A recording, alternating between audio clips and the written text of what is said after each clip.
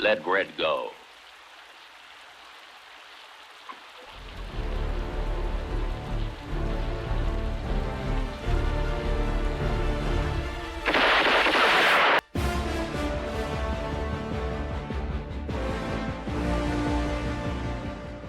The Code of the West resonates today as a set of values that can be applied to various aspects of life. In today's video, Helldivers, we're going to focus on my favorite aspects of the Western Code, which we'll utilize against the tyranny of our foes. They are, always finish what you start and do what has to be done. Don't forget to check up on shuttle maintenance. Oh, tartar sauce, we gotta change the oil on that shuttle. In our weaponry section, we have several new items we can use to our disposal of freedom, such as the RTAC 6 Deadeye. This is a medium penetrating lever action marksman rifle. This hits harder than the Bronco on Brandon Day with its damage output of 300. The LAS TAC 5.8 energy based revolver, which is also medium penetrating and it outputs 200 damage per shot, which is enough to carve a toaster hole into that devastated visor. Yes.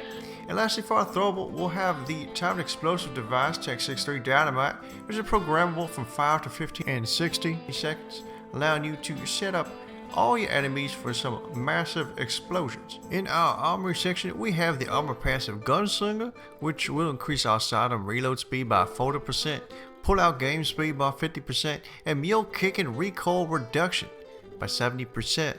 This is available for both medium and heavy within the Borderline Justice Warbond, and a light variant does exist. That one's in the superstore. Now, in all honesty, none of these items are essential to becoming a Helldiving Cowboy. What is essential is that you stick to the Code of the West. Alright, with that said, let's get to the builds per faction. Starting out with the Automatons, we're going to go for heavy armor, preferably as we'll be taking the hover pack. This will give us a pretty view of the battlefield, but will also render us vulnerable to enemy fire, as will be exposed while hovering high in the sky.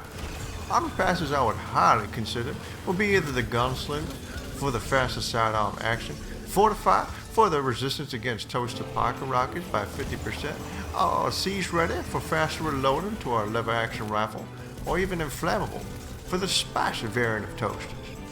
For the support weapon, we're going to look for something naturally infinite, to something like your laser cannon, your arc thrower, or even your quasar cannon. Last two stratagem slots are flex, however I highly suggest something to assist in your outpost destruction, such as an orbital laser or any of the bombardment barrages. As well, take a strafing run or a rocket sentry for ad clear. For the primary, we're taking the RTAC 6, secondary, either the Senator or the Talon, and for the throwable, you can take whatever, but for this one, we're going to take the trusted Dynamite. Now, the playstyle of this build is more methodical, as we'll be utilizing verticality to our advantage.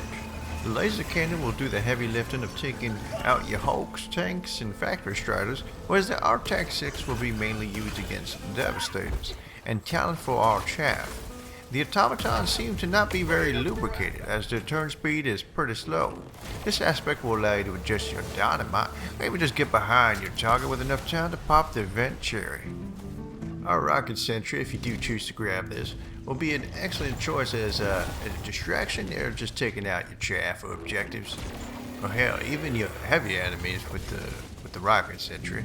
Our dynamite will be an alternative for taking out our fabricators. As well, you do have that time capability to switch it between 5, 15, and 60 seconds, allowing you to adjust to the situation that you are currently undergoing.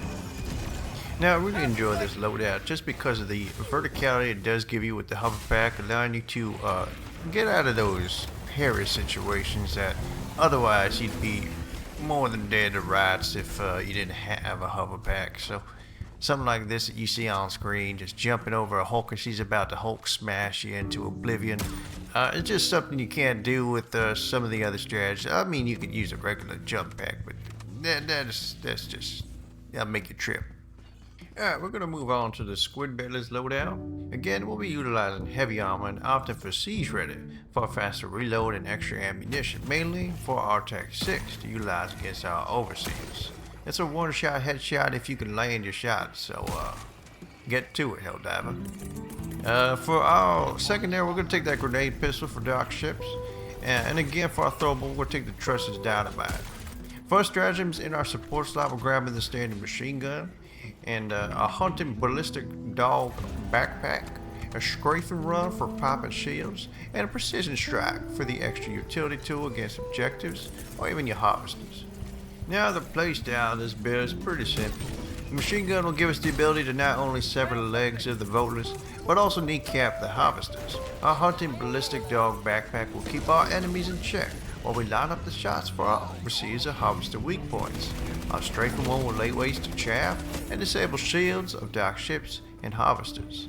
And the precision is just a great short cooldown that it does a pretty substantial amount of damage at the point of impact. The RTAC 6, this will allow you to one-tap your watch's disco light. And again, the dynamite, you can use this against dark ships or groups of enemies. Just make sure you set your timer to the situation at hand.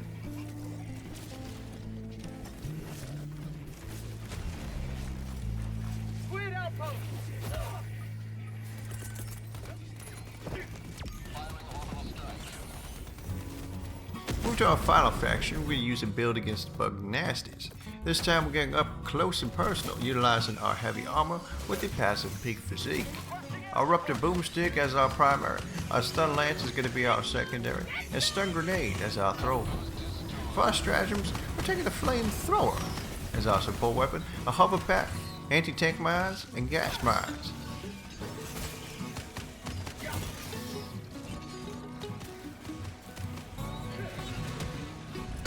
Now the playstyle with this build is touch and go, as the Eruptors are solid tool at disposing large groups of enemies at range, with its large explosive damage at the point of impact and projectile that it emits in a 360-degree radius.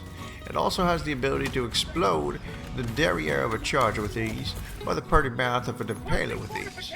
Take out our objectives, such as spewers and shrieking nests, and take out the holes our enemies make nests in.